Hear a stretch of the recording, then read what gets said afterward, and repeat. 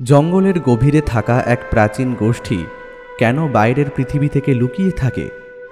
সত্যিই কি সেখানে বাস করে কালো জাদুর অধিকারী এক জাতি, নাকি এর পেছনে লুকিয়ে আছে আরও বড় এক সত্য?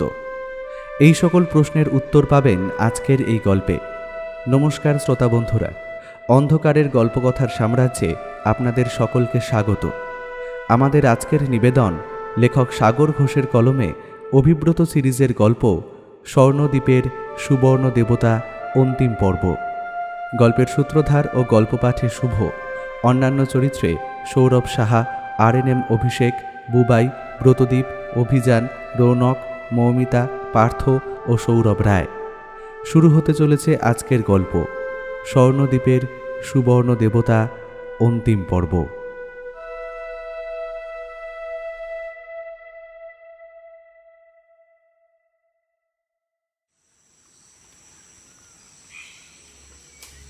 একটা বড় গাছের তলায় দাঁড়িয়ে দলের প্রত্যেকে হাঁপাচ্ছে।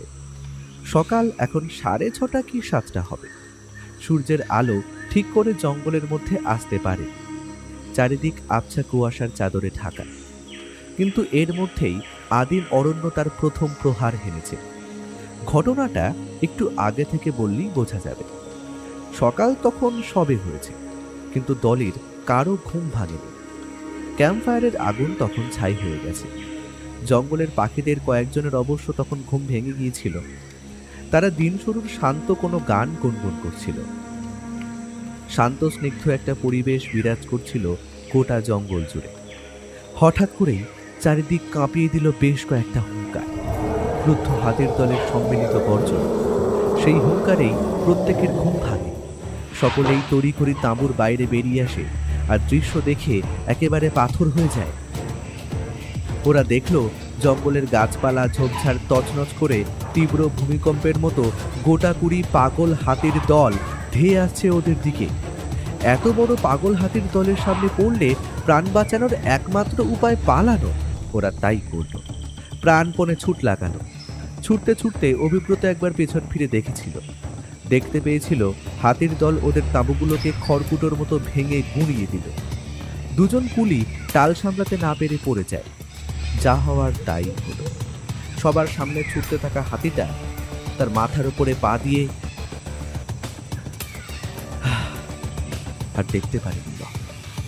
মুখ ঘুরিয়ে আরো জোরে ছুটতে শুরু করেছিল। অবশেষে এই কিছুক্ষণ আগে হাতির দল অন্যদিকে চলে গেলে ওরা এই গাছটার তলায় দাঁড়িয়ে একটু দম নিচ্ছে। জুলফিকার গিয়েছে হাতিগুলো চলে গিয়েছে নাকি ফিরে আসতে পারে সেটা দেখতে। উপস্থিত প্রত্যেকের চোখে মুখে এখনো মৃত্যু ভয়ে চিক্কুর দিচ্ছে।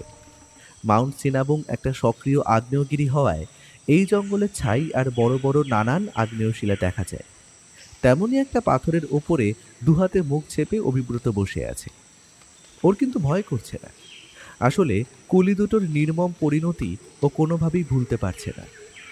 রুক্ষ পরিবেশ, বিপদ সবকিছুর সামনেই বুক চিতিয়ে দাঁড়ানোর মতো শক্ত হলেও ওর মনটা একেবারে মাটির। আচ্ছা, চাইলে কি ও ওদের বাঁচাতে পারতো? হয়তো পারতো। হয়তো সেটা করতে গেলে ওদের সাথে ওকেও মরতে হতো। এইসব ভাবলেই ওর মাথায় ঘুরপাক খাচ্ছে। জুলফিকার ফিরে এলো। প্রফেসর ওয়াগনার তাকে হাঁপাতে হাঁপাতেই জিজ্ঞেস করলেন, কি দেখলে? ওরা আর ফিরে আসতে পারে? জুলফিকার ইতিমধ্যে নিজেকে সামলে নিয়েছে। বোঝা যায় এসব অভিজ্ঞতা ওর আছে। শান্তভাবেই ও বলল, না, তেমন কোনো সম্ভাবনা আর নেই। ওরা অন্যদিকে চলে গিয়েছে। বাঁচোয়া একটাই, আমরা কেউ আলাদা হয়ে যাইনি। কিন্তু কুলিগুলো কোথায় গেল? দুজনকে দেখেছি হাতির পায়ের তলায় পৃষ্ঠ হয়ে ওখানেই মারা গেছে। বাকিদের কথা জানি না। বেটারা সুযোগ বুঝে নির্ঘাত পালিয়েছে।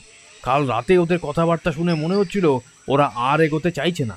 তার মানে ওরা হঠাৎ এগোতে চাইবে না কেন? যেমন টাকা চেয়েছে তেমনই তো দেয়া হচ্ছিল। আসলে ওরা প্রত্যেকেই স্থানীয় অধিবাসী ছিল। আমি ওদের বলেছিলাম, আপনারা জঙ্গলের বাইরের দিকটা একটু ভালো করে ঘুরে দেখতে চান। নানান প্রাণী গাছপালা নিয়ে গবেষণা করতে এখানে এসেছেন। আমরা যে জঙ্গলের একেবারে কোর এরিয়ায় যাব সেটা ওদের বলিনি। কেন বলনি? আর কোর এরিয়ায় গেলে সমস্যাটাই বা কোথায় ওদের? সমস্যা আছে সাহেব, তাই আর ওদের বলিনি। আরে তুমি কি কম বোঝো? হ্যাঁ, সমস্যাটা কি সেটাই তো আমি জানতে চাইছি।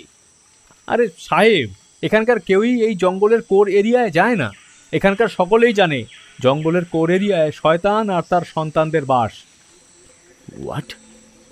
শয়তান আর তার সন্তান?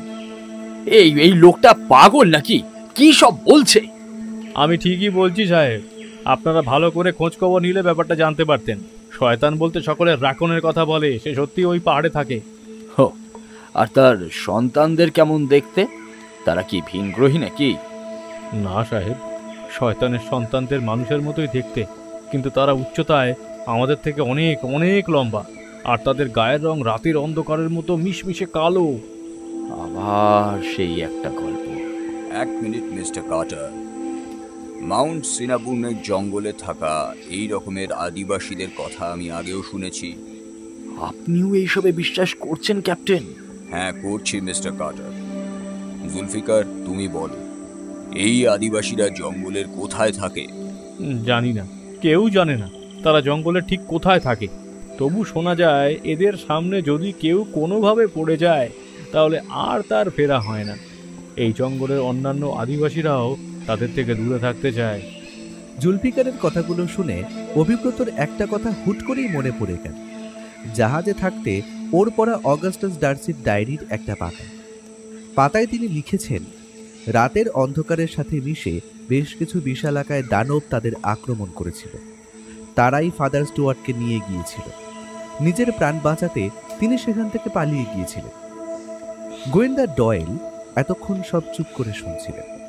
এবারে তিনি বললেন, এই দানববাসী পৌরাণিক প্রাণী আছে কি নেই সেটা নিয়ে তর্ক করার আগে আমরা জঙ্গলে ঠিক কোথায় আছি সেটা জানাটা বেশি দরকারি নয় কি?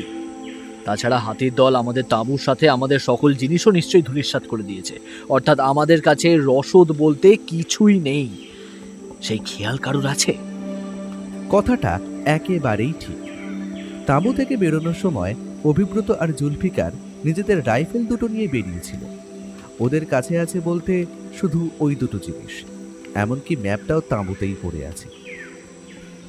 ওরা অন্ধ পথযাত্রীর মতো জঙ্গলের একদিকে এগোতে শুরু করল। প্রত্যেকের মাথাতেই ভবিষ্যতের চিন্তা, এই জঙ্গল থেকে আদেও ওরা বেরোতে পারবে তো? প্রায় মিনিট 30-এর মতো ঘন জঙ্গলের মধ্যে দিয়ে ঝোপঝাড় যাহক করে ছিঁড়ে এগোনোর পরে জুলফিকার একটা মনের মতো গাছ খুঁজে পেল।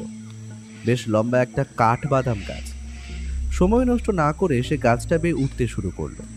অভিব্রত খেয়াল করলো অল্প দূরে কয়েকটা কলা গাছের পাতা ঝোপঝাড়ের আড়াল থেকে উঁকে দিচ্ছে।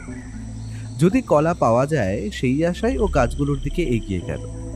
বড় ঝোপটা পেরোতেই অভিব্রত অবাক হয়ে গেল। সামনে শুধু কলা গাছের জঙ্গল হয়ে আছে তাই নয়, প্রতিটা গাছেই বড় বড় কলার কাঁদিতে ভর্তি, অধিকাংশই পাকা, আর কলা গাছগুলোর ফাঁক দিয়ে উঁকে দিচ্ছে স্বচ্ছ নীল জলরাশি। অভিব্রত কলা গাছগুলো পাশ কাটিয়ে একটু যেতেই বুঝলো জলরাশির পরিমাণ নেহাত ছোট নয়, এটা আসলে বিশাল একটা হ্রদ। এত বড় একটা হ্রদ যে এখানে আছে সেটা কাঠবাদাম গাছটার কাছে দাঁড়িয়ে বোঝাই যাচ্ছিল না। এমনকি বড় ঝোপটার কাছে যাওয়ার পরেও ও হ্রদটার উপস্থিতি বুঝতেই পারেনি, কারণ জঙ্গলের ঘনত্ব। অভিব্রত এগিয়ে গিয়ে হ্রদ থেকে এক আঁচলা জল তুলে অল্প কিছুটা মুখে দিল। এই জল স্বাচ্ছন্দ্যে খাওয়া যায়। পর্যাপ্ত খাবার আর জলের বন্দোবস্ত যে এত সহজেই হয়ে যাবে সেটাও ভাবে। এখন কোনো জঙ্গলে অভিযানে বেরোলে দুটো জিনিস অভিব্রত সর্বদা নিজের সাথে সাথেই রাখে, একটা ওর রাইফেল, অন্যটা একটা ছোট কিন্তু ধারালো ছুরি।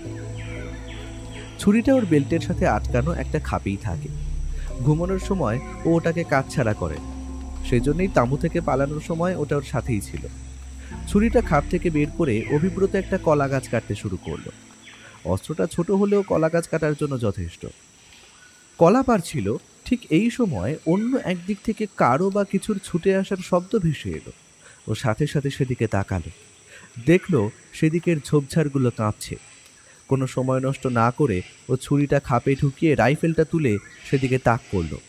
কয়েক সেকেন্ড পরেই একটা বড় ঝোপ ফুঁড়ে বেরিয়ে এলো একটা বাচ্চা ছেলে। তার পরনের বস্ত্রই বুঝিয়ে দিচ্ছে সে কোনো আদিবাসী।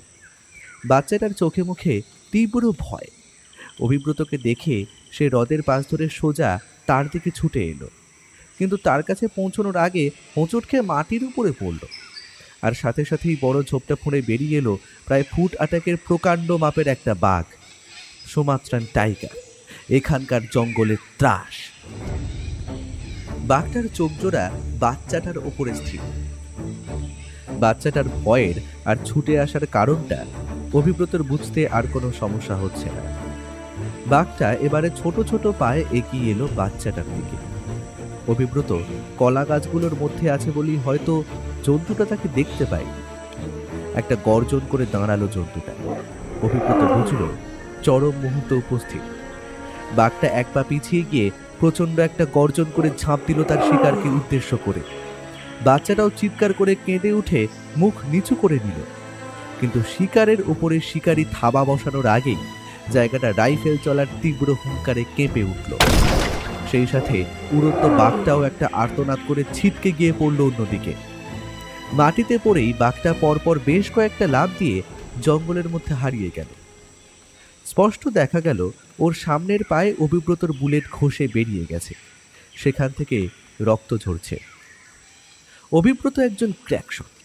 বাঘটার সাথে ওর দূরত্ব যা ছিল তাতে 100টায় 100টা বুলেট ও টার্গেটে লাগাতে পারত, কিন্তু ইচ্ছে মতো পশুপাখি মারতে ওর ভালো লাগে না। তাই বাঘটাকে স্রেফ ভয় দেখিয়ে তাড়িয়ে দিতেই ও গুলি চালিয়েছিল। এবারে অভিব্রত কলাগাছের আড়াল থেকে বেরিয়ে এগিয়ে গেল আদিবাসী বাচ্চাটার দিকে। সে এখনো মাটিতে মাথা নিচু করে বসে বড় বড় দম ফেলছে। কাছে গিয়ে অভিব্রত দেখল ছেলেটার হাত ও পায়ের বেশ কিছু জায়গায় কেটে ছড়ে গেছে, সেখান থেকে রক্ত বেরোচ্ছে। অভিব্রত ছেলেটার ঠিক পেছনে গিয়ে দাঁড়াতেই সে মুখ তুলল। বাচ্চাটার জল ভরা মায়াবী চোখ দুটো দেখে অভিব্রতর বড় মায়া হলো। ইতিমধ্যে ডক্টর সেনগুপ্ত আর জোনাস এসে উপস্থিত হয়েছে। ডক্টর সেনগুপ্ত অভিব্রতর কাছে এসে উত্তেজিতভাবে জিজ্ঞেস করল, কি ব্যাপার অভিব্রত? গুলি চলার শব্দ পেলাম। অভিব্রত পুরো ব্যাপারটা ছোট করে বলল। সব শুনে জোনাস আদিবাসী বাচ্চা ছেলেটাকে নিয়ে দলের অন্যদের কাছে গেল। অভিব্রত ডক্টর সেনগুপ্তকে বলল, কৌশিকদা একটু দাঁড়াও, দুকাদি কলা কেটে রেখেছি, ও দুটো নিয়ে যেতে হবে। আদিবাসী বাচ্চাটা ভয়ে একেবারে কুঁকড়ে গিয়েছিল। বেশ কিছুক্ষণ বাদে কলা জল খেয়ে সে কিছুটা ধাতস্থ হলো, তারপরে কথা বলল। কিন্তু সমস্যা হলো সে যে ভাষায় কথা বলল সেটা অভিব্রতদের অজানা। এখানে সাহায্য করলো জুলফিকার। প্রায় মিনিট 10 বাচ্চাটার সাথে কথা বলার পরে জুলফিকার উঠে দাঁড়ালো। তার মুখ উজ্জ্বল। অভিব্রত জিজ্ঞেস করল, কি বললো জুলফিকার? আমাদের কপাল খুবই ভালো দেখছি।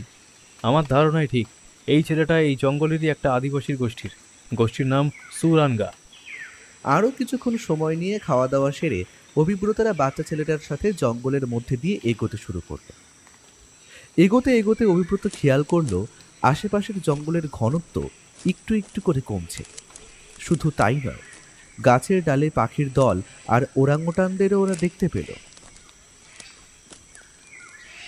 সুরানগা আদিবাসী গোষ্ঠীর সম্পর্কে জুলফিকার যা যা বলেছিল সেই সবই যে সত্যি সেটা এই গ্রামে এসে অভিব্রত খুব ভালো করেই বুঝতে পেরেছে। এরা যে শুধু শান্ত তাই নয়, রীতিমতো মিশুকে এবং অতিথি বৎসল। গ্রামে যখন প্রথম ওরা ঢোকে তখন গ্রামবাসীরা একটু সন্দেহের চোখে ওদেরকে দেখছিল, কিন্তু বাচ্চাটা ছুটে গিয়ে তাদের কী সব বললে তারা হাসি মুখে ওদের কাছে আসে এবং আন্তরিক অভিনন্দন জানিয়ে গ্রামের মধ্যে নিয়ে যায়। সুরানগারা বেশ পরিপাটিও বটে। ছোট গ্রামটা ঘন জঙ্গলের মাঝে হলেও বেশ পরিষ্কার এবং সুন্দর করে সাজানো। গ্রামের চারিদিক নানান রঙের অর্কিড, হিবিস্কাস, বুনো গোলাপ, আরও নানান সুদৃশ্য ও সুগন্ধি ফুল গাছ দিয়ে সুন্দর করে সাজানো। ঘরের দেওয়ালগুলোতে লাল হলুদ রং দিয়ে নানান সুদৃশ্য ছবি আঁকা। সেগুলো ছোট আদিবাসী গ্রামটাকে আরও সুন্দর করে তুলেছে। মানুষগুলোর গায়ের রং কালচে তামাটে গোছে। পুরুষদের শরীরে নানান রঙিন উল্কি আঁকা, আর মহিলাদের শরীরে পশুর হাড় আর পাখির রঙিন পালক দিয়ে বানানো অলংকার। সব মিলিয়ে আদিবাসী গ্রামটার চারিদিকে রঙিন রঙের ছড়াছড়ি। ঘন সবুজ ব্যাকগ্রাউন্ডের ওপরে এই রঙের বাহার আরও খোলতাই হয়েছে। আরও একটা ব্যাপার অভিব্রত খেয়াল করেছে।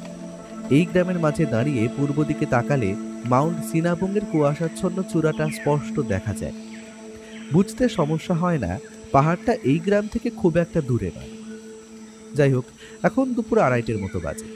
খাওয়া সেরে অভিব্রতরা একটা কুঁড়ে ঘরের মধ্যে মুখোমুখি বসে কথা বলছে।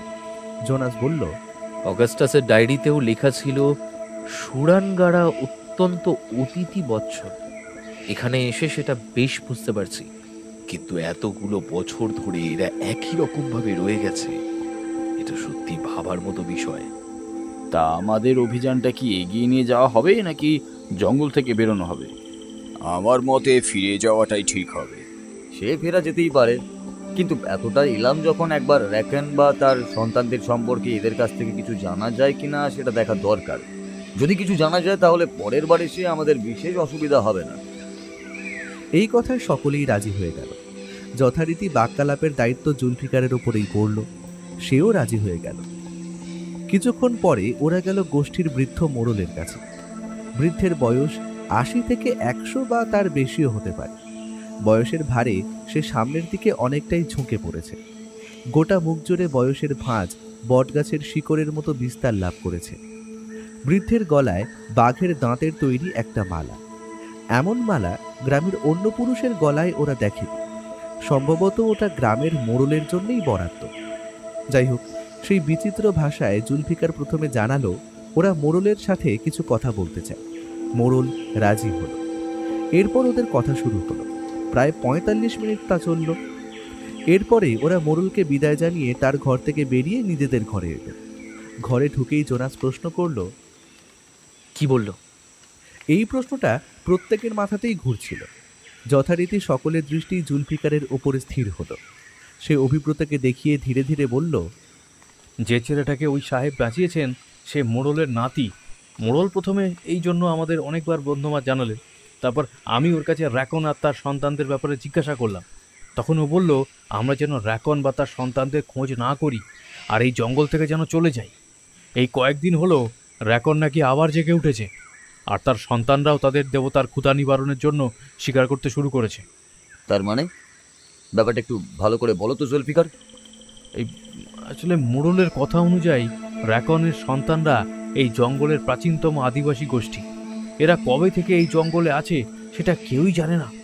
এরা থাকে জঙ্গলের আরও গভীরে, মাউন্ট সিনাবুংয়ের কাছাকাছি। এদের একটাই দেবতা র্যাকন। যদিও এরা র্যাকন বলে না, ওরা বলে সুবর্ণ দেবতা। তার কারণ প্রাণীটার দেহ নাকি সোনার মতো চকচক করে।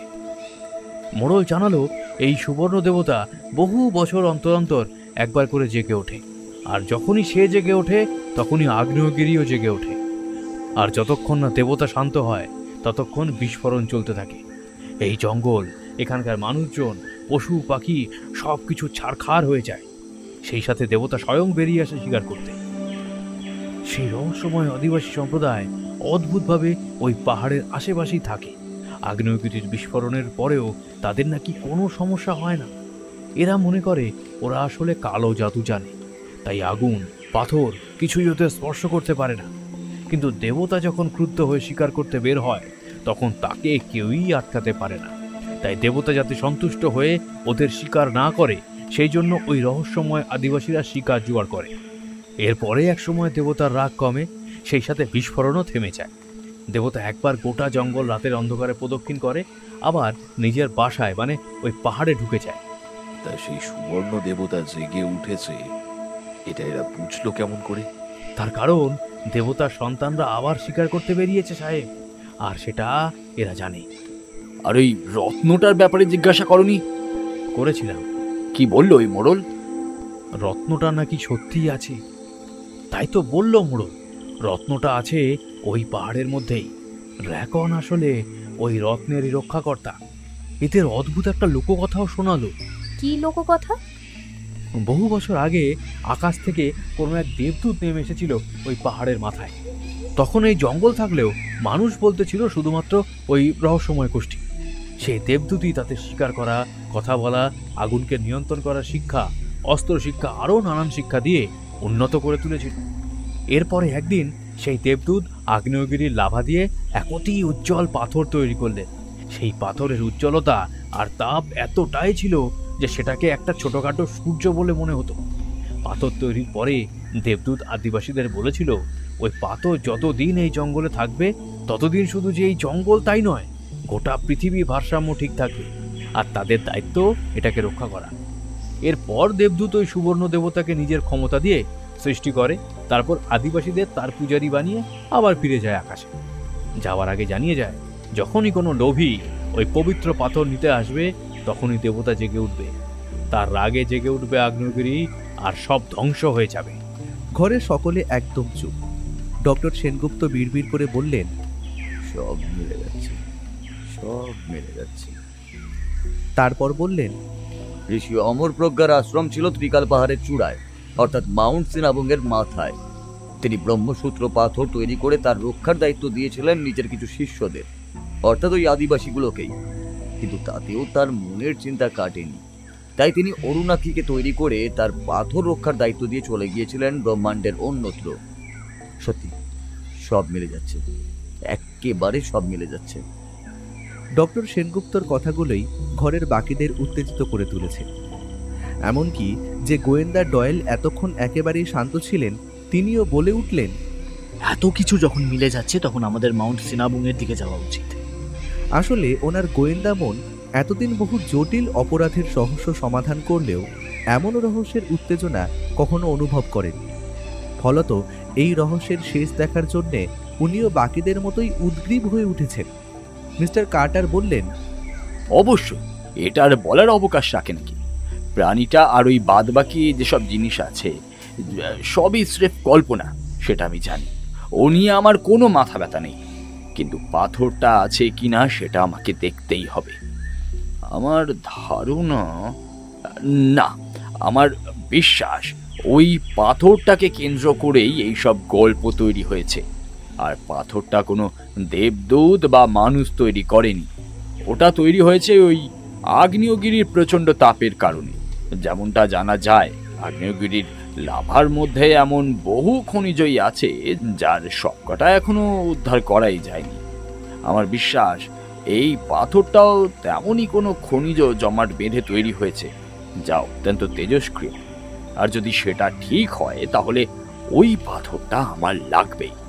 ওটা পেলে নিউক্লিয়ার সায়েন্সে আমরা প্রভূত উন্নতি করতে পারবো, আমরা সুপার পাওয়ারে পরিণত হব। আমারও স্থির বিশ্বাস প্রাণীটা আছে, আর সেটাও কম বড় আবিষ্কার হবে না। এছাড়া নতুন একটা আদিবাসীর খোঁজও করা যাবে। বেশ, তাহলে আমরা এদের কাছ থেকেই বাকি অভিযানের জন্য রসদ চেয়ে নিয়ে এখান থেকে বেরিয়ে পড়ব। আশা করি ওরা না করবে না। জুলফিকার, মাউন্ট সিনাবুং পর্যন্ত যাওয়ার পথটা তোমাকে জানতে হবে। জুলফিকার মাথা নিচু করে কি একটা ভেবে নিয়ে বলল, সেটাও আমি জেনে নিয়েছি সাহেব, কিন্তু ওদিকে আর যাওয়াটা কি ঠিক হবে? আমাদের কাছে লড়াই করবার মতো ঠিকঠাক অস্ত্রও নেই। আর যা শুনলাম, ওই আদিবাসীরা প্রচণ্ড শক্তিশালী। আগে নাকি ওরা এমন ছিল না, সাধারণই ছিল। কিন্তু সেই দেবদূত ওদের এমন কিছু একটা বিদ্যা শিখিয়ে যায়, যার জেরে ওদের এমন আকার বৃদ্ধি ঘটেছে। তোমার বাজে কথা রাখো তো। এত ভয় থাকলে তোমাকে আর যেতে হবে না, তুমি ফিরে যেতে পারো এখন। আমাদের শুধু পথটা বলে দাও, আমরাই নিজেরা চলে যাব। সাফল্যের এত কাছে এসে ফিরে যাওয়ার কোনো মানেই হয় না। আর ওই আদিবাসীগুলো সত্যি থাকলেও এখনো যে ওই পাহাড়েই থাকে, সেটা ওই মোড়লকে কে বলল? ওই তো নাকি বলেছে যখন দেবদূত এসেছিল তখন এই জঙ্গল ওই আদিবাসীরা ছাড়া আর কোনো মানুষ ছিল না। তাহলে এরা জানলো কি করে? আমি জানি না সাহেব, কিন্তু শুধু তো আদিবাসী নয়, আপনারা তো দেখলেন জঙ্গল কতটা ভয়ঙ্কর। আরও যত ভিতরে যাব তত ভয়ঙ্কর হয়ে উঠবে জঙ্গল।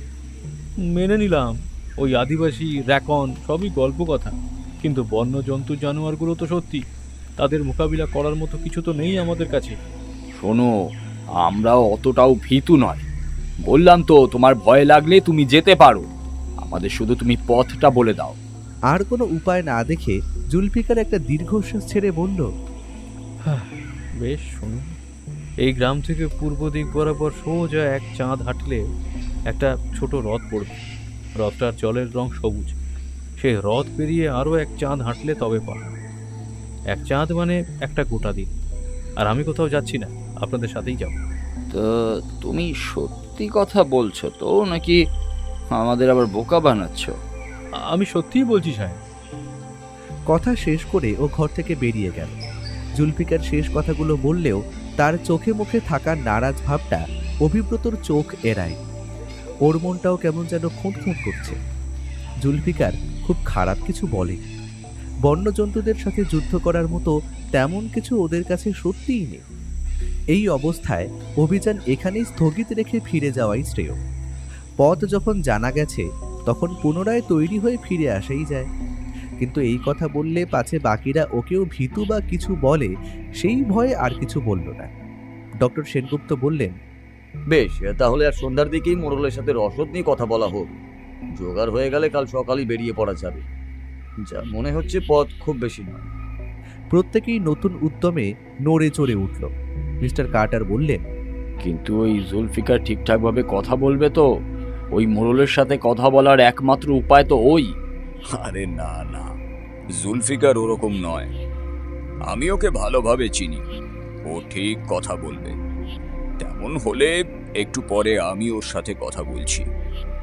রাত বেশ ভালোই হয়েছে, ওদের খাওয়া দাওয়াও শেষ। সুরানগারা তাদের অতিথিদের মনোরঞ্জনের জন্য একটা পরবের আয়োজন করেছিল। বড় করে আগুন জ্বেলে তার চারপাশে ঘুরতে ঘুরতে তাদের নাচ সত্যিই মন ভরিয়ে দেয়। যদিও সেই আগুনের তেজও এখন অনেকটাই কমে এসেছে। আদিবাসীরা যে যার ঘরে ঢুকে গিয়েছে, অভিব্রতরাও নিজেদের ঘরে ঢুকে গিয়েছে। সকলেই এখন গভীর ঘুমে আচ্ছন্ন। না, সকলে নয়। ওই তো ছোট ঘরগুলোর পিছনে কারা দুজন দাঁড়িয়ে আছে। না, ওরা আদিবাসী নয়। রাতের অন্ধকারে লোক দুটোকে দেখা যাচ্ছে না, তবে গলার স্বরই ওদের পরিচয় জানিয়ে দিচ্ছে। ক্যাপ্টেন রবার্ট আর গাইড জুলফিকার।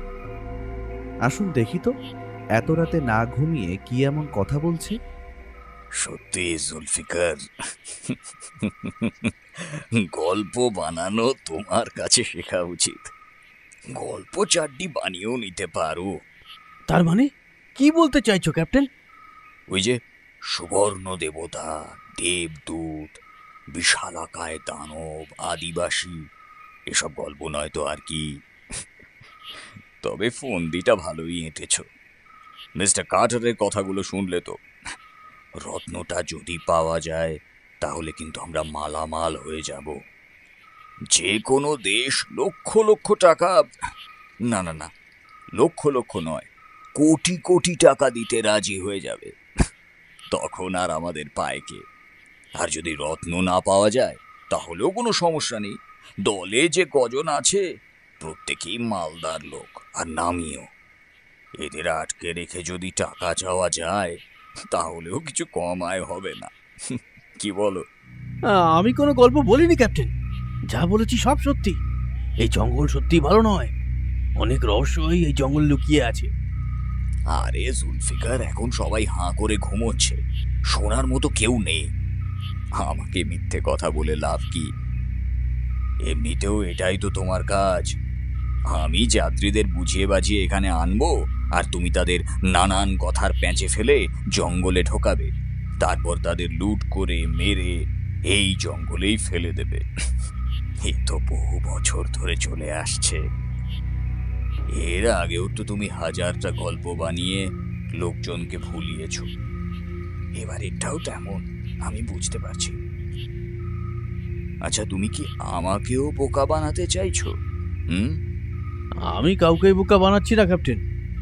আর এবারের ব্যাপারটা আগেরগুলোর মতো নয়।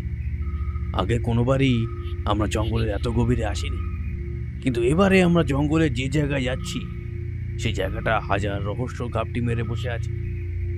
এখানকার স্থানীয়রাও জায়গাটা ঠিক করে চেনে না। ব্র্যাকন আর ওই রহস্যময় আদিবাসী গোষ্ঠী দুটোই আছে, আর তাদের এলাকায় যাওয়া মানে সাক্ষাৎ মৃত্যু। কই আগে তো এসব কখনো আমাকে বলনি জুলফিকার। তখন দরকার পড়েনি তাই বলিনি, কিন্তু এখন বলছি ক্যাপ্টেন, যেমন করেই হোক তুমি এই অভিযান থামাও, নইলে সব শেষ হয়ে যাবে। প্রাণ থাকলে তবে না টাকা কাজে লাগবে। তুমি যেমন করেই হোক ওদের থামাও, তেমন হলে ফেরার পথেই ওদের অজ্ঞান করে লুকিয়ে ফেলছি। না জুলফিকার, এখন আর সেটা হয় না। ভেবে দেখো, এই রত্ন যদি সত্যি পাওয়া যায় তাহলে আমরা হব বিশ্বের সব থেকে বড় ধনী। সেই সম্ভাবনা যখন আছে তখন শেষ না দেখে আমি ছাড়ব না।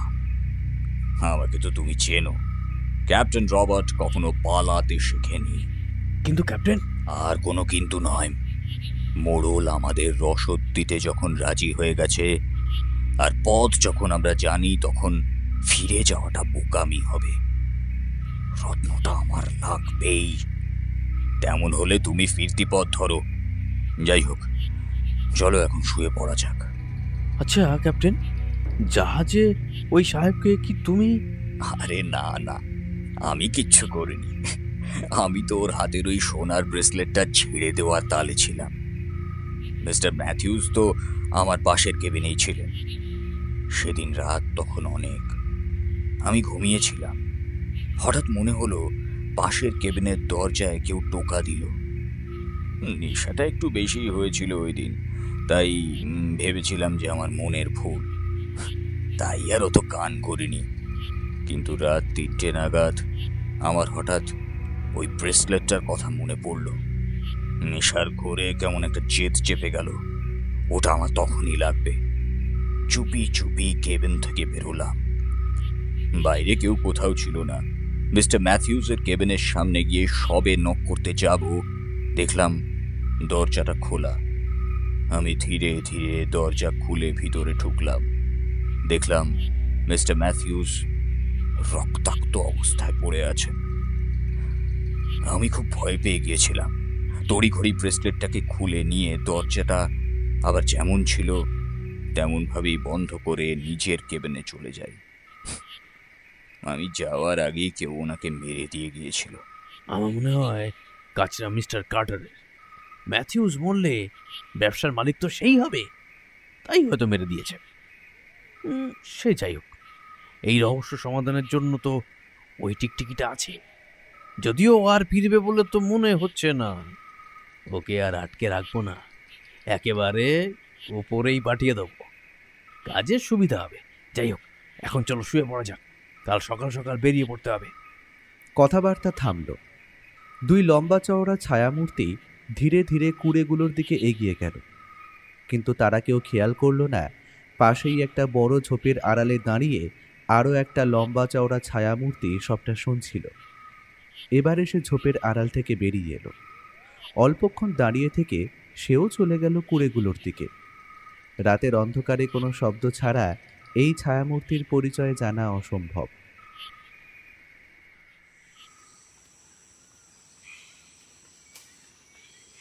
জ্ঞান ফিরলে ধীরে ধীরে উঠে বসল অভিব্রত। ওর মাথায় এখন অসহ্য যন্ত্রণা হচ্ছে। গোটা শরীর যেন আড়ষ্ট হয়ে আছে, গাও গোলাচ্ছে খুব।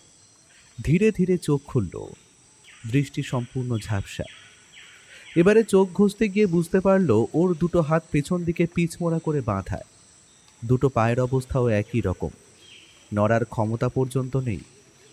অভিব্রত দৃষ্টি এবারে ধীরে ধীরে পরিষ্কার হলো। দিনের আলো এখন মোটামুটি আছে, তাতে আশপাশটা ভালোভাবেই দেখা যাচ্ছে। এটা একটা ছোট গুহা। গুহামুখ দিয়ে আলো ভেতরে আসছে। বাইরে দেখা যাচ্ছে বেশ কিছুটা এলাকা কালো বড় ছোট পাথরে ভর্তি। তারপরে শুরু হয়েছে সবুজ জঙ্গল। অভিব্রত একটু কষ্ট করেই এদিক ওদিক মুখ ঘোরালো। আশেপাশে পড়ে আছে আরও 6টা মানব শরীর। তাদেরও হাত পা জংলি লতাপাতা দিয়ে পিছমোড়া করে মাথা। সকলকেই ও চেনে। Miss Martha green, Jonas, mister Carter, গোয়েন্দা ফ্রান্সিস ডয়েল, ডক্টর সেনগুপ্ত আর জুলফিকার। সকলেই অজ্ঞান। পূর্বের সকল ঘটনাই ওর এবারে মনে পড়তে লাগলো। সূর্যের আলো ফোটার পরে অল্প কিছু খাওয়া দাওয়া করে সুরানগাদের বিদায় জানিয়ে পরিকল্পনা মতো ওরা বেরিয়ে পড়ে মাউন্ট সিনাবুংয়ের উদ্দেশ্যে। তবে ওরা বুঝেছিল সুরানগারা ওদের সোজাসুজি পাহাড়ের দিকে যেতে দেখলে আপত্তি করবে, তাই জুলফিকার বলেছিল, আমরা গ্রাম থেকে বেরিয়ে কিছুটা দূরে চলে যাব, অন্তত এদের চোখের আড়ালে। তারপরে পূর্ব দিকে এগোতে শুরু করব। এই কথায় কেউই আপত্তি করেনি। যথারীতি গ্রাম থেকে বেরিয়ে ওদের চোখের আড়ালে যাওয়ার পরে ওরা পূর্ব দিক বরাবর এগোতে শুরু করে।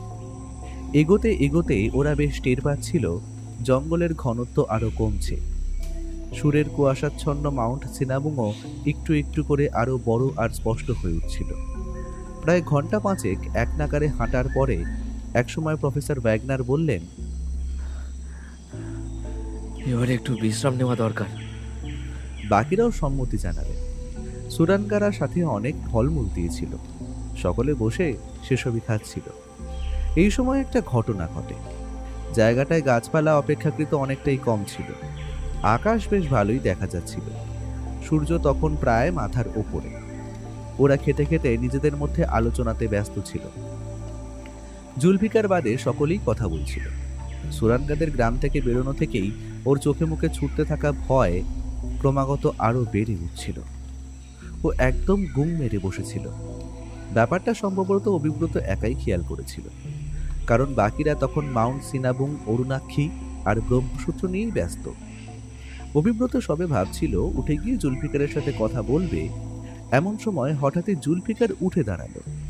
ওর মুখের ভাঁজ সকলে শক্ত হয়ে গেল। পাহাড়ের দিকে ওরা যত এগোচ্ছিল, কালো পাথরের পরিমাণও ততই বাড়ছিল। রাইফেলটা তড়িৎ গতিতে তুলে নিয়ে ও কিছুটা দূরে একটা বড় পাথরের দিকে তাক করল। জুলফিকারের এমন আচমকা পরিবর্তন দেখে বাকিরাও তাদের আলোচনা থামিয়ে পাথরটার দিকে দেখছিলেন। কি হলো জুলফিকার? পাথরটার পিছনে একটা কিছু গেল বলে মনে হলো, সম্ভবত ক্লাউডেড লেপার্ড। কথাটা শুনেই প্রত্যেকে উঠে দাঁড়ালো। এমন স্বল্প গাছপালাময় পাথুরে এলাকা যে ওদের থাকার জন্য আদর্শ, সেটা ওরা সকলেই জানে। অভিব্রত ও রাইফেলটা তুলল। কয়েক মুহূর্ত কাটল।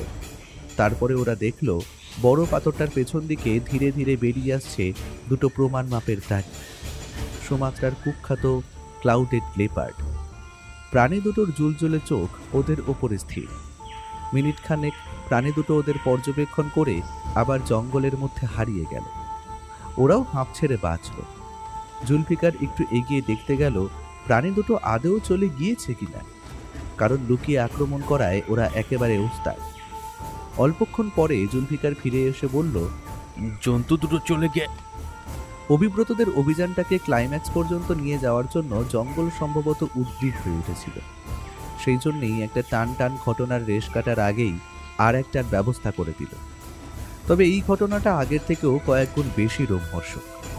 জুলফিকারের কথা শেষ হওয়ার অদ্ভুত এক তীক্ষ্ণ স্মৃতিতে গোটা জায়গাটা ভরে গেল। গাছগুলো ডালে কিছু পাখি বসে গান গাইছিল। সিটির শব্দটা পেয়েই তারা গান থামিয়ে আতঙ্কিত চিৎকার করে উড়ে পালালো, যেন তারা আগত কোনো অতি ভয়ঙ্কর ঘটনার পূর্বাভাস দিয়ে গেল। সিটির শব্দটা ক্রমশ বাড়তে বাড়তে একসময় অসহ্য হয়ে উঠল। আর ঠিক তারপরেই জঙ্গলের দিক থেকে গাছপালা ভেঙে কিছু ধেয়ে আসার শব্দ এলো। প্রফেসর ওয়াগনার বললেন, আবার পাগল হাতির দল আসছে নাকি? না, এটা হাতির দল হতে পারে না, এটা অন্য কিছু। অল্পক্ষণ পরে ওরা যা দেখল সেটা কেউই ভাবতে পারেনি। প্রায় 10 কি 12 ফুটের গোটা 30 মানুষ জঙ্গলের গাছপালা ভেঙে উপস্থিত হলো ওদের সামনে। মানুষগুলোর গায়ের রং মিশকাল। ওদের মাথায় জঙ্গলি পাখির পালকের মুকুট আর গলায় জন্তুর হাড়ের তৈরি অলংকার। পরিধান বলতে শুধু কোমর থেকে হাঁটুর ওপর পর্যন্ত জড়ানো পশুর ছাল। প্রত্যেকেই পুরুষ। প্রত্যেকের উন্মুক্ত কালো শরীরের ওপরে সাদা আর লাল রং দিয়ে নানান উল্কি আঁকা। সেগুলোই ওদের আরো ভয়াবহ করে তুলেছিল। সকলের হাতে তীরধনুক, পাথর আর কাঠের তৈরি অস্ত্র। এত বড় বড় মানুষ হঠাৎ করে দেখলে পৃথিবীর যে কোনো মানুষই ভয়ে আর বিস্ময়ে হতভম্ব হয়ে যাবে। অভিব্রতদেরও অবস্থা একই হলো। তবে একটা ব্যাপার প্রত্যেকেই বুঝল, সুরানগাদের মোড়লের বলা শয়তানেরা সত্যিই এই জঙ্গলে আছে। ওই আদিবাসীগুলো তারাই। তারপর আচমকাই সম্মিলিতভাবে অদ্ভুত এক সুরে চিৎকার করে উঠল।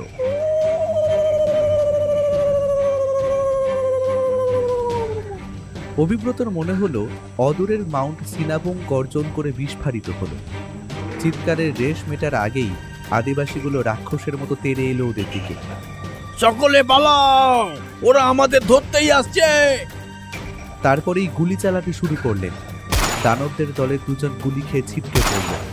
এই দৃশ্য দেখে বাকি দানবতুল্য আদিবাসী আশেপাশের গাছ আর পাথরের আড়ালে চলে গেল। এটাই ক্যাপ্টেনের ভুল ছিল। আদিবাসীগুলো আসলে ভয় পায়নি, তারা আক্রমণ করার একটা ঠিকঠাক সময়ের অপেক্ষায় ছিল। আর সেটা পেতেই ওরা ঝাঁপিয়ে পড়ল। প্রথমে শুরু হলো তীর বর্ষণ। প্রথম তীরটা এসে গেঁথে গেল ক্যাপ্টেন রবার্টের বুকের বাঁ দিকে। তিনি একবার মাত্র শব্দ করে মাটিতে পড়ে গেলেন। তার হাতের রাইফেলটা ছিটকে গিয়ে পড়ল পাশে। জুলফিকার বিদ্যুৎ গতিতে রাইফেলটা তুলে নিয়ে উল্টো দিকে ছুটতে ছুটতে বলল, পালাও সকলে, পালাও, ওরা আমাদের কাউকে বাঁচতে দেবে না, পালাও। কথাটা শোনা মাত্র যে যেদিকে যেমন পারলো আবার ছুট লাগালো, কিন্তু শয়তানের সন্তানেরা নাছোড়বান্দা, তারা আরো তেড়ে ফুড়ে ওদের ধাওয়া করলো। একসময় প্রফেসর ওয়াগনার হোঁচট খেয়ে পড়ে গেল। এবারে আর অভিব্রত নিজের জীবনের মায়া করল না, উল্টো দিকে ছুটে গেল। কয়েকটা তীর ওর কান ঘেঁষে বেরিয়ে গেল। মিস্টার কার্টার চেঁচিয়ে উঠল, তুমি কি পাগল হয়ে গেছো? কোনো দিকে কান না দিয়ে অভিব্রত ছুটে গিয়ে প্রফেসর ওয়াগনারকে তুলল, কিন্তু উঠে দাঁড়ানোর সাথে সাথে একটা তীর এসে এফোর ওফর করে দিল প্রফেসরের মাথায়। দানবগুলো তখন প্রায় গায়ের কাছে চলে এসেছে। উপায়ন্তর না পেয়ে অভিব্রত আবার ছুটতে শুরু করলো, কিন্তু ওদের প্রাণ বাঁচানোর দৌড় বেশিক্ষণ স্থায়ী হলো না। হঠাৎই ওদের সামনে থেকেও বেশ কিছু আদিবাসী তেড়ে এলো। অল্পক্ষণের মধ্যেই চারিদিক থেকে ওদের ঘিরে ফেলল দানবতুল্য আদিবাসীর দল। অগত্যা ওরা থামতে বাধ্য হলো। এরপর তাদের মধ্যে থেকেই একজন চামড়ার থলে থেকে এক মুঠো ছাই বের করল। তারপর বিড়বিড় করে কৃষক বলে হাত খুলে সেই ছাইতে ফুঁ দিল। এরপরে বড়জোর সেকেন্ড 7 কি 8 অভিব্রতর জ্ঞান ছিল। ওর মনে হলো এক এক করে ওরা সকল অঙ্গ প্রত্যঙ্গ কাজ করা বন্ধ করে দিচ্ছে। মাটির উপর পড়ে গিয়েও দেখেছিল দলের বাকিরাও এক এক করে মাটিতে পড়ে অজ্ঞান হয়ে গেল। একসময় অভিব্রত জ্ঞান হারালো। অভিব্রতর মাথায় যন্ত্রণা হলেও সেটা এখন পরিষ্কার কাজ করছে। বাইরের আলোর তেজ দেখে মনে হচ্ছে সন্ধে হতে আর বেশি দেরি। এর অর্থ ও প্রায় ঘন্টা 2 কি তারও বেশি সময় ধরে অজ্ঞান হয়ে আছে। কিন্তু এই আদিবাসীরা ওদের কোথায় নিয়ে এসেছে আর কি করতে চায় ওরা? সুরাঙ্গা গোষ্ঠীর বৃদ্ধ মোড়ল বলেছিল ইদানিং সুবর্ণ দেবতা নাকি আবার জেগে উঠেছে। অর্থাৎ এই বৃহদাকার আদিবাসীগুলো যদি সত্যি এই সুবর্ণ দেবতার উপাসক হয়, তাহলে নিজেদের দেবতাকে সন্তুষ্ট করতেই ওরা শিকার হিসেবে অভিব্রতদের এনেছে। ঠিক এই সময় পাশ থেকে যন্ত্রণাক্লিষ্ট একটা শব্দ শুনে অভিব্রত যাহক করে পাশ ফিরল। জুলফিকার শুয়ে আছে সেখানে। শব্দটা ওই করেছে। জুলফিকার ধীরে ধীরে চোখ খুলল, তারপর হাত পা ছাড়ানোর বৃথা চেষ্টা করতে লাগলো। এই বাঁধন ওভাবে কাটবে না জুলফিকার। জুলফিকার ব্যাপারটা বুঝতে পেরে ক্রুদ্ধ স্বরে বলল, আপনাদের বারবার বলেছিলাম এদিকে আসা ঠিক হচ্ছে না, কিন্তু আপনারা কেউ আমার কথা শুনলেন না, কেউ না। এবারে মৃত্যু ছাড়া আর কোনো পরিণতি আমি দেখছি না। না, ওই ক্যাপ্টেনও তার লোভের শাস্তি পেয়ে গেছে, আমাদেরও পেতে হবে। কিন্তু আমার কথা শুনলে এসব কিছুই হতো না। আমার কোমরের বেল্টের খাপে ছোট ছুরিটা এখনো আছে, ওটা ওরা নেয়নি। ওইটা কোনোভাবে বের করতে পারলে একটা চেষ্টা করা যায়। কোথায় আছে অস্ত্রটা? কোথায়? এই তো আমার কোমরের ডান দিকে। জুলফিকার চেষ্টা করতে লাগলো, কিন্তু দাঁত দিয়ে ছুরি ধরে বাঁধন কাটা কি আর চারটিখানেক কথা? কয়েকবার ছুরি ওর মুখ থেকে ছেড়ে পড়ে গেল, কিন্তু তবুও ও হার না মেনে চেষ্টা চালালো। অবশেষে অভিব্রতর হাতের বাঁধন কাটল। হাত মুক্ত হতেই অভিব্রত ছুরির সাহায্যে নিজের পায়ের বাঁধনটাও কেটে ফেলল। নষ্ট করার মতো সময় নেই। আদিবাসীগুলো কোথায় তার ঠিক নেই, কিন্তু তারা নিশ্চয়ই আশেপাশেই আছে। এরপর দুজন মিলে অতি অল্প সময়ের মধ্যে বাকিদের বাঁধনও কেটে ফেলল। অল্প চেষ্টা করতে বাকিদের কেন ফিরল? সকলে ধাতস্থ হয়ে গুহা থেকে বেরোতে যাবে, ঠিক সেই সময় আদিবাসীগুলো এসে দাঁড়ালো সেখানে। অদ্ভুতভাবেই ওরা কিন্তু অভিব্রতদের মুখ দেখে বিচলিত হলো না, বরং বেশ শান্তভাবেই গুহার মধ্যে ঢুকল। আদিবাসীগুলো এগিয়ে এসে ওদের গলায় একটা করে মালা পরিয়ে দিল। আর এর ঠিক পরেই ঘটল আরেক অত্যাশ্চর্য ঘটনা। মালা পরানোর পরে আদিবাসীগুলো গুহার মুখের কাছে ফিরে গেল। তারপর উচ্চস্বরে স্পষ্ট উচ্চারণে শুরু করলো এক অদ্ভুত মন্ত্রোচ্চারণ। মন্ত্রের অর্থ বুঝতে না পারলেও ভাষাটা কিন্তু ডক্টর সেনগুপ্ত আর অভিব্রত খুব ভালোভাবেই চিনতে পারল। অভিব্রত, ভাষাটা বুঝতে পারছো? আচ্ছা কৌশিকদা, এটা প্রাচীন দেবনাগরী ভাষা। কিন্তু এই গভীর জঙ্গলের মধ্যে এই আদিবাসী দেবনাগরী ভাষায় মন্ত্রপাঠ করছে, এটা কি মেনে নেওয়া সম্ভব? সবই সম্ভব কৌশিকদা। এসবের অর্থ ঋষি অমর প্রজ্ঞা রচিত পুঁথি অমৃত স্রোত প্রজ্ঞামালার কথাগুলো মিথ্যা নয়। মন্ত্রপাঠ শেষ করে আদিবাসীগুলো ওদের গুহা থেকে বের করলো। সকলেই দেখলো একদম সামনে মাথা উঁচু করে দাঁড়িয়ে আছে বিশাল সিনাবুং আগ্নেয়গিরি। আশেপাশে তীব্র পোড়া গন্ধ ভেসে বেড়াচ্ছে। আদিবাসীরা ওদের টানতে টানতে পাহাড়ের দিকেই নিয়ে গেল। কিছুটা যাওয়ার পরে ওদের আবার একটা গুহায় ঢোকানো হলো। তবে কিছুটা যাওয়ার পরেই ওরা বুঝলো এটা আসলে একটা সুড়ঙ্গ পথ। এটা সম্ভবত পাহাড়ের একদম ভেতর পর্যন্ত যায়। কিছুক্ষণ হাঁটার পরে সুড়ঙ্গ শেষ হলো। একটা বড় হল ঘরের মতো জায়গা এলো। ওরা অবাক হয়ে দেখলো ঘরটা ভর্তি হয়ে আছে তাল তাল সোনা ও নানান দামি দামি মণিমুক্ত দিয়ে। চারিদিক ঝলঝল করছে সেই সবের উজ্জ্বলতায়। কিন্তু আলো আসছে অন্য একটা জিনিস থেকে। একটা প্রাপ্তবয়স্ক মানুষের হাতের তালুর মাপের হলুদ পাথর জলজল করছে ঘরের ঠিক মাঝখানে। মিস্টার কার্টার বললেন, সেনগুপ্ত, ওই বড় পাথরটাই কি সেই রত্নটা? আমার তো তাই মনে হচ্ছে। সকলে এবারে অভিব্রতর নজর লক্ষ্য করে ওপরের দিকে তাকালো। মাউন্ট সিনাবুংয়ের মাথায় থাকা কালো জিনিসটাকে প্রত্যেকেই দেখতে পাচ্ছে। সেটা এবারে একটু নড়ে চড়ে উঠল। তারপরে তার বিশাল দুটো ডানা ঝাপটে একটা প্রচণ্ড গর্জন করে লাফ দিল। এত তলায় দাঁড়িয়েও সকলে সেই গর্জন স্পষ্ট শুনতে পেল। প্রাণীটা আরো কিছুটা কাছে আসতে তার বিশাল আকার আর জ্বলন্ত দুটো চোখও স্পষ্ট হয়ে গেল। গুহার মাথার ফাটলটার কাছে প্রাণীটা কয়েকবার পাক খেল। তারপর সেই ফাটলটা দিয়ে অদ্ভুত কায়দায় নিজের বিশাল শরীরটা গুহার ভেতরে ঢুকিয়ে নিল। এবারে তার রূপ স্পষ্ট হলো। প্রাণীটার সম্পূর্ণ দেহ সোনালী রঙের বড় বড় লোমে ঢাকা। মুখটা বিশাল ঈগল পাখির মতো, কিন্তু ঘাড়ের কাছে সিংহের মতো কেশর, সেটাও অবশ্য উজ্জ্বল সোনালী বর্ণের। বাকি দেহ বিশাল কোনো সিংহের, তবে পিঠের ওপরে প্রকাণ্ড দুই ডানা। সেই ডানা দুটো যেন আগ্নেয়গিরির লাভা দিয়ে তৈরি। অভিব্রত দেখল ইতিমধ্যে ঘরের অন্যান্য দিক থেকে আরও কিছু আদিবাসী এসে আরও কিছু মানুষ ও অন্যান্য বন্যপ্রাণীর মৃতদেহ রেখে মাথা নিচু করে বসে পড়েছে। তাদের দেহ একই রকমের প্রকাণ্ড। আদিবাসীগুলো এবারে প্রাচীন দেবনাগরী ভাষায় উচ্চস্বরে সম্মিলিত কণ্ঠে মন্ত্রপাঠ শুরু করল। এতগুলো স্ত্রী পুরুষের একত্রিত মন্ত্রোচ্চারণে গোটা জায়গাটা এক প্রকার কাঁপতে শুরু করল। সেই সাথে মিশল অরুণাক্ষী বা সুবর্ণ দেবতার রক্ত বরফ করে দেওয়া গর্জন। গুহার অন্য প্রান্তে বেশ কিছু বন্যপ্রাণীর মৃতদেহ পড়েছিল। অভিব্রত একবার পেছনে সুরঙ্গের মুখটার দিকে দেখে নিল। না, সেখানে এখন আর কোনো বাধা নেই। এটাই আমাদের শেষ সুযোগ। পালাতে হলে এখনই পালাতে হবে। ধীরে ধীরে ওই সুরঙ্গের মুখ পর্যন্ত আমাদের পৌঁছতে হবে। আদিবাসীগুলো আশা করছি এখন আর মাথা তুলবে না। চলুন সকলে। ওরা সুবর্ণ দেবতা আর আদিবাসীগুলোর ওপর নজর রাখতে রাখতে সুরঙ্গের দিকে এগিয়ে গেল। কিন্তু ওরা যখন সুরঙ্গের ঠিক মুখের কাছে পৌঁছলো, তখনই ঘটল আর একটা ঘটনা। ওরা কেউ খেয়ালই করেনি দলের একজন সুরঙ্গের দিকে না গিয়ে চুপিসারে চলে গেছেন রত্নটার কাছে, মিস্টার কার্টার। জুলফিকার ব্যাপারটা যখন খেয়াল করেছে তখন অনেক দেরি হয়ে গেছে। মিস্টার কার্টার রত্নটাকে হঠাৎ করেই চেপে ধরলেন, আর সাথে সাথে রত্নটার রং উজ্জ্বল হলুদ থেকে বদলে রক্ত লাল হয়ে গেল, আর মিস্টার কার্টার মুহূর্তের মধ্যে পুড়ে ছাই হয়ে গেল। একই সাথে ভূমিকম্পের ধাক্কায় কেঁপে উঠল গোটা জায়গাটা। আদিবাসীরা একইভাবে মন্ত্রপাঠ করেই যাচ্ছে। সব মিলিয়ে নারকীয় আতঙ্কের কোনো বুক কাঁপানো সঙ্গীতে ভরে উঠেছে জায়গাটা। আগ্নেয়গিরির বিস্ফোরণ হবে, এই ভূমিকম্প তারই ইঙ্গিত। আমাদের যত তাড়াতাড়ি সম্ভব এখান থেকে বেরোতে হবে। ওরা আর কোনো দিকে না তাকিয়ে ছুটতে শুরু করলো। ভূমিকম্পের ধাক্কায় ইতিমধ্যে সুরঙ্গের মধ্যে পাথর পড়তে শুরু হয়ে গেছে। যা হোক করে ওরা সুরঙ্গের অন্য প্রান্তে পৌঁছলো, কিন্তু সুরঙ্গ থেকে বেরোনোর সময় একটা বড় পাথর এসে পড়ল জুলফিকারের মাথায়। ও মারা গেল। বাকিরা থামল না। সুরঙ্গ থেকে বেরিয়ে ওরা প্রাণপণে ছুটল জঙ্গলের দিকে। জায়গাটা থেকে ওরা যখন প্রায় নিরাপদ দূরত্বে পৌঁছে গেছে, তখন গোটা দ্বীপটা কাঁপিয়ে মাউন্ট সিনাবুগে বিস্ফোরণ ঘটল। মাটির নিচে থাকা ম্যাগমা লাভা হয়ে ছিটকে বাইরে বেরিয়ে এলো। তার রং যেন গলা সোনার মতো। এ এক অবিস্মরণীয় দৃশ্য।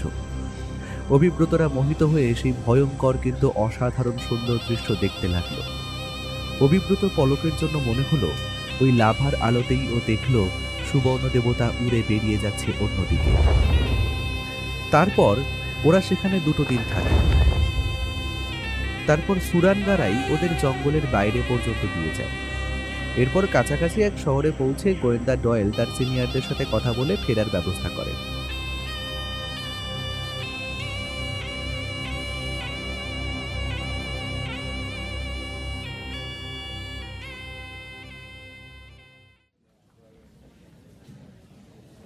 আপাতত লালবাজারের একটা ঘরে অভিব্রত, গোয়েন্দা ডয়েল, ডক্টর সেনগুপ্ত, মার্থা আর জোনাস একটা গোল টেবিলকে ঘিরে মুখোমুখি বসে আছে।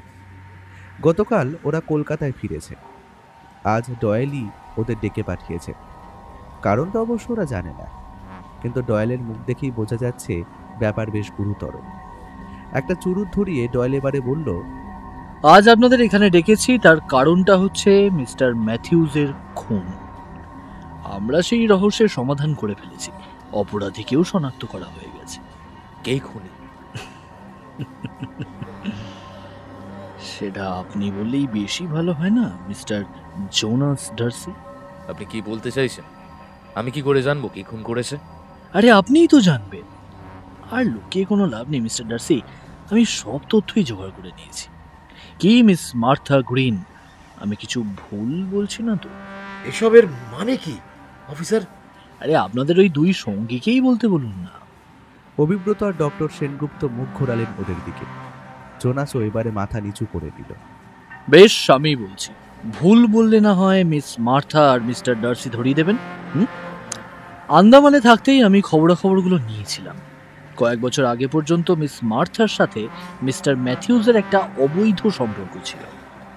মিস মার্থার লক্ষ্য ছিল মিস্টার ম্যাথিউজের জোরে নিউজ পেপারের চিফ এডিটর হওয়া। সেই লক্ষ্য পূরণ হতেই উনি মিস্টার ম্যাথিউজের সঙ্গে সম্পর্ক বিচ্ছেদ ঘটান। এদিকে মিস্টার ম্যাথিউজ ওনাকে ছাড়তে নারাজ। মিস মার্থা বুঝলেন সমস্যা বাড়তে পারে। ইতিমধ্যে মিস্টার ডার্সির সাথে তার আলাপ হয়ে গিয়েছিল। তিনি মিস্টার ডার্সির সাথে সম্পর্কে লিপ্ত হলেন। মিস্টার ডার্সিও গলে গেলেন। এরপরেই ওনারা মিস্টার ম্যাথিউজকে এই পৃথিবী থেকে সরিয়ে দেওয়ার প্ল্যানটা ছকে ফেললেন। এখানে আরো কয়েকটা কথা জানিয়ে রাখি, মিস্টার ম্যাথিউজের মৃতদেহের ডাক্তারি পরীক্ষার ফলাফলে লেখা আছে তার রক্তে অ্যালকোহলের সাথে স্টিকনিন বিষও পাওয়া গেছে। আমি খোঁজ নিয়ে জেনেছি মিস্টার ডার্সি নানান প্রাকৃতিক এবং রাসায়নিক বিষ সম্পর্কে একজন বিশেষজ্ঞ। এ বিষয়ে লন্ডনের শ্রেষ্ঠ পণ্ডিতদের মধ্যে ওনার নাম আসে।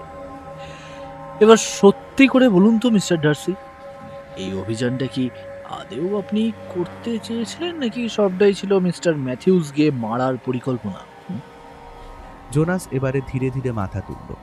ওর চোখ মুখ লাল হয়ে গেছে, দু চোখে টলটল করছে জল।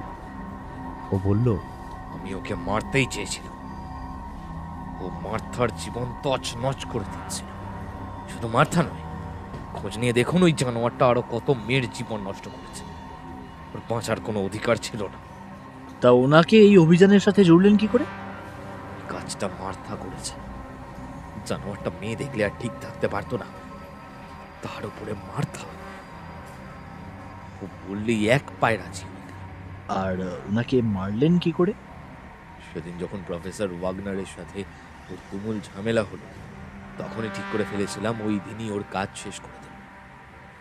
মার্থার কাছে বিষ দিয়েই রেখেছিলাম। সময় বুঝে ও সেটা ম্যাথিউজের কেবিনে থাকা স্কচের বোতলে মিশিয়ে দিয়েছিল। ব্যাস, মাতালটা ঘরে গেল, আবার মদ গিলল, তারপরে শেষ। কেউ বুঝতে পারল না। আর ছুরিটা ওনার বুকে কে মেরেছিল সেটা আমি জানি না। মিস মার্থা, আপনি নিশ্চয়ই জানেন। মার্থা ধীরে ধীরে মাথা নাড়ালো, মুখ না তুলেই বলল, কার্টারকেও আমি জালে বেঁধেছিলাম। জোনাসের কাজ মিটলে ওকে আমার আর দরকার ছিল না। কার্টারও ম্যাথিউসকে মারতে চেয়েছিল, কারণ সে মরলে ব্যবসার একমাত্র মালিক হবে ও।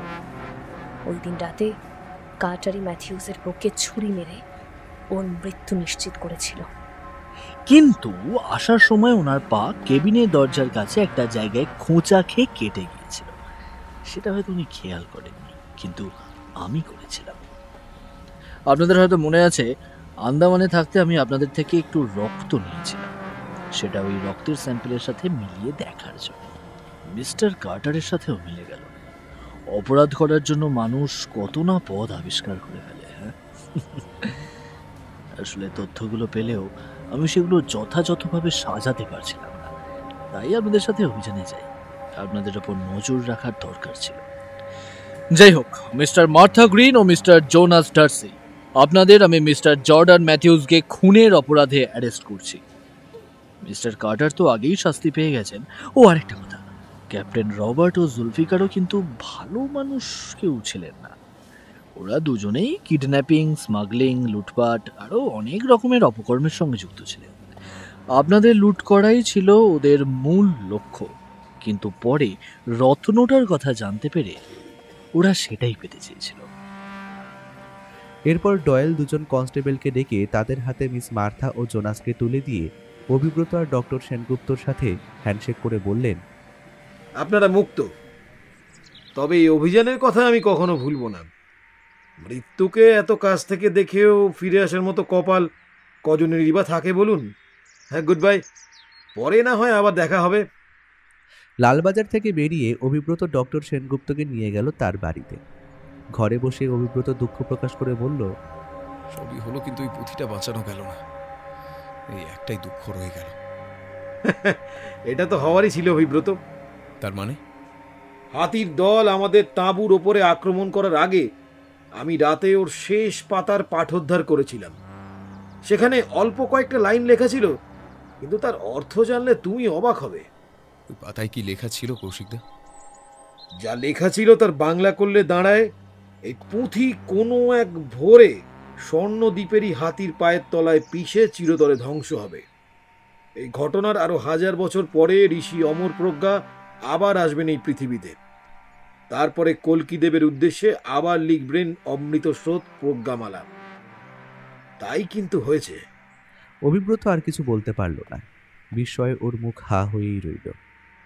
ঘর জুড়ে নীরবতা ছেয়ে গেল। এই ব্রহ্মাণ্ডের সকল রহস্য বোঝার মতো ক্ষমতা আমরা মানুষেরা এখনো পাইনি, বুঝলে হে?